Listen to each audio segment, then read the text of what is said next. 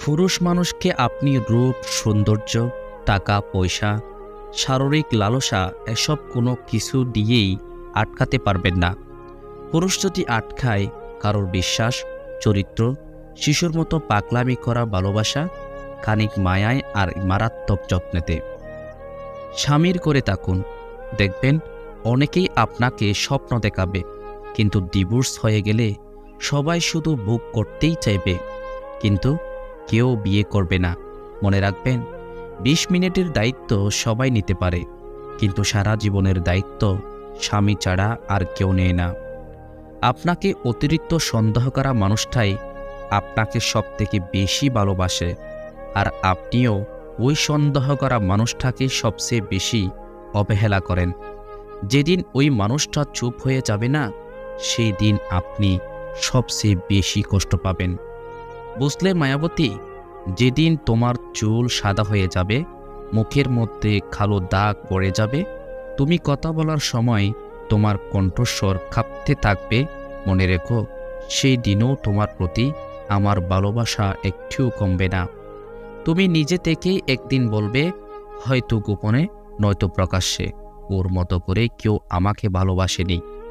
আমি আমার দিক থেকে বিনা কারণে কারো সাথে সম্পর্ক নষ্ট করি না, কিন্তু কেউ সম্পর্ক রাখতে চাইছে না, এটুকু বুঝতে পারলে তার সাথে দূরত্ব বাড়িয়ে নিতে আমার 1 মিনিটও সময় লাগে না। আমার মতো মানুষ তোমার জীবনে আর না আসুক। তুমি যেমন চাও তেমন মানুষই তোমার জীবনে আসুক। আমার সাথে কথা না বলে যদি কারো দিন ভালো যায়, তাহলে আমিও কারো ভালো থাকাকে নষ্ট করতে চাই না। আমরা পুরুষ মানুষ, আমরা কখনোই কারো প্রিয়জন হতে পারি না। মৃত্যুর আগ পর্যন্ত আমরা প্রয়োজনেই সীমাবদ্ধ থাকি। অসহায় কাকে বলে জানেন? কারো সাথে কথা বলার তীব্র ইচ্ছা থাকা সত্ত্বেও কথা না বলে থাকা। বারবার ফিরে আসতাম বলেই কতই না তুচ্ছ তাচ্ছিল্য করেছিলে, যাও, আর কোনো দিনেও ফিরব না।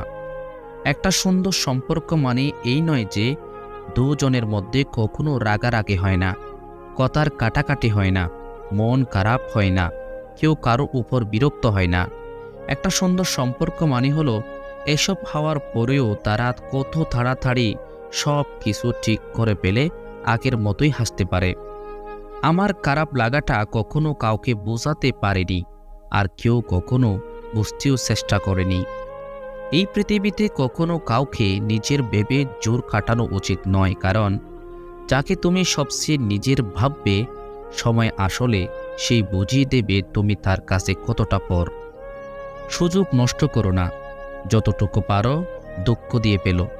আমি না থাকলে আর কাকে দুঃখ দেবা বলো? আমি কখনো কারো কাছে অতটা স্পেশাল ছিলাম না। বেশিরভাগ মানুষই আমি জাস্ট আসি এভাবে আমাকে ট্রিট করে গেছে। বন্ধু বান্ধবদের গ্রুপে, ক্লাসে কিংবা ফ্যামিলিতে আমি শুধুমাত্র একটা অপশন হিসাবেই বিবেচিত হয়েছি। যাকে ব্যাপার না, জীবন তো কেটে যাচ্ছে, জীবনের নিয়মেই।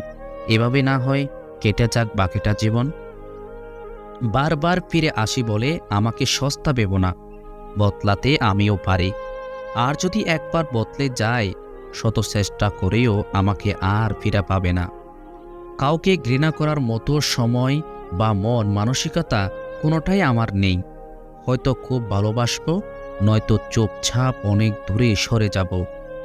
আমার ভালোবাসার সাথে তোমার ভালোবাসার তুলনা করতে এসো না, কারণ আমি তোমাকে অন্যের পাশে দেখার পরেও ভালোবেসে গিয়েছিলাম। আমি তোমাকে মুক্ত করে দিয়েছি। যাও, যাকে নিয়ে তোমার কাছে আমার চেয়ে বেশি গুরুত্বপূর্ণ তাকে নিয়ে খুশি হও। মুক্তি চাইছ না? যাও, মুক্ত করে দিলাম। বিশ্বাস করো, তোমার নামে বাতাস বইলেও আমি নিঃশ্বাস বন্ধ করে রাখব। পুরুষ মানুষ বড্ড বেহায়া, একটু ভালোবাসা পাওয়ার আশায় কত না অবহেলা সহ্য করে। বারণ তাকে করো যে তোমার বারণ শুনবে, যে কিনা তোমাকে সত্যিকার ভালোবাসবে। সে তোমার অপছন্দের কাজগুলো তোমার বারণ করার আগেই নিজে থেকে বন্ধ করে দেবে। একটা মানুষকে সারা দিন মিস করা, তাকে ফিল করা, তার জন্য নিজের ভিতরে প্রতিদিন কি চলে সেটা তাকে বোঝাতে না পারার মতো বাজে অনুভূতি দুনিয়াতে আর কিছুই হতে পারে না।